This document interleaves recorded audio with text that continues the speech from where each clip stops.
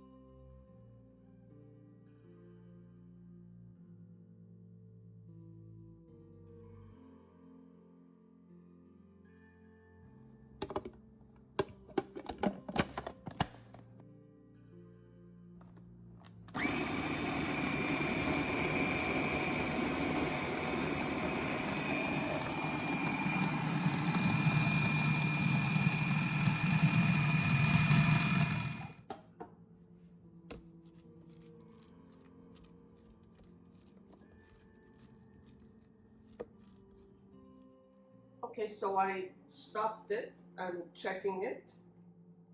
And this is something like, kind of like I have to eyeball. If you see that it's too dry, just add a little bit more of olive oil. And I'd like to add a little bit more flavor, so I'm going to add a bit more of grated cheese. So you're going with visual look, texture, and also you can taste with little clean spoons along the way. You're adjusting as it goes. This is perfectly fine to eat fresh like this. And everybody's flavor profile is different. So go with consistency and also the flavor that you want to get.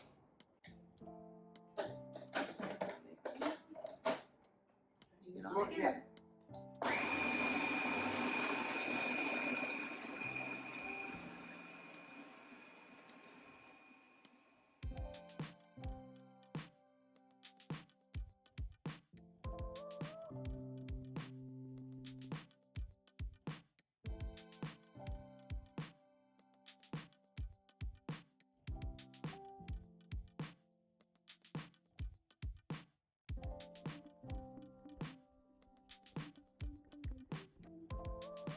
So the pesto is done, a very simple recipe. As we said, it takes only a few minutes with a few simple ingredients.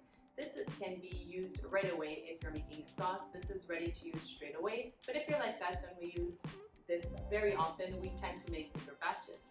So you would have to store them. My mother will explain one of the ways that you can store them for easy use.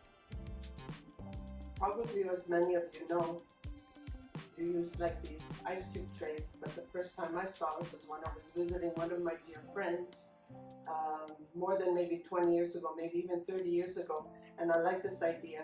And I have these inexpensive ice cube trays that I use only for pesto. It smells delicious. That's for sure. Having this to innovate, this just elevates the flavor. It's incredible. Without any of the added stuff that they'll put. We don't put sugar in ours, and oftentimes at the stores when you pick up a pesto and you turn it around, you'll see so much added sugar. It's not needed. It's not needed. A good olive oil, some garlic, some herbs. That's truly all you need, and first a little bit of added flavor. Then there's so many different variations. We added some Parmigano. You can add pine nuts. You can add so many different variations and ways. This is one way that we're showing you, but we can continuously make pesto recipes and continue to upload for another probably 15-20 times. So the important thing is we like making it simple because exactly. Yeah, if you want to add ingredients later on, all depending on the dish that you're cooking, you could add your pine nuts or walnuts or any other ingredient that you like. But if you do it already before, obviously you can't take those ingredients out. So keep it simple and add your ingredients, all depending on the dish that you're cooking. And to have it in these ice cube trays, you're taking out, portion sizes one at a time, just popping one out. You can fully freeze them, and then you wonder, okay, but you have to defrost and freeze the whole tray just for one. But what you do is once the tray is fully frozen, flip it over, and then those little individual frozen pesto cubes, you then put them in a Ziploc bag. So then you can just take as you need one at a time. You can take out as little and as many as you need, all depending on how many guests are coming over. Okay, so we're going to finish filling up this. All the last little bit here. You were too fast though. Yeah, that's it. I was don't lose any look. quick on the draw. Yeah. See, I taught my daughter well. Don't waste anything.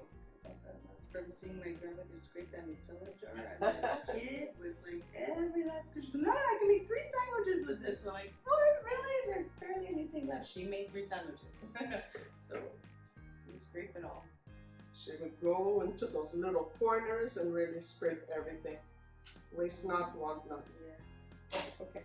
So now our tray is completely full. I cover it with plastic wrap. And then tightly seal it with some aluminum paper. And I'll put it in the freezer. Or if your ice tray has a cover on it, we're just doing with what we have, it just so that nothing else touches it, obviously, while it's freezing. There you go. There you go. So this one's ready to go into the freezer, and it'll take, honestly, a few hours, and it'll freeze. But you can keep it there good overnight, just to make sure that it really solidifies, because the olive oil takes a little bit more time to freeze. But we already have one prepared, because as we say and mentioned, we use this often, so we always have batches prepared and ready in the freezer. So there you go. Once they're frozen, flip them over, find yourself a good freezer container, or again a Ziploc bag, and then what you can do is just open the container and take as you need to cook so many different variations of dishes, which you will see on our channel in future dishes to come. But Definitely. yeah, we hope you guys enjoyed.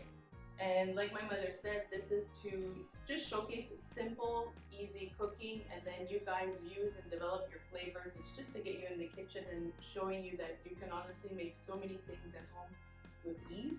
And we hope you give it a try and develop and make your own.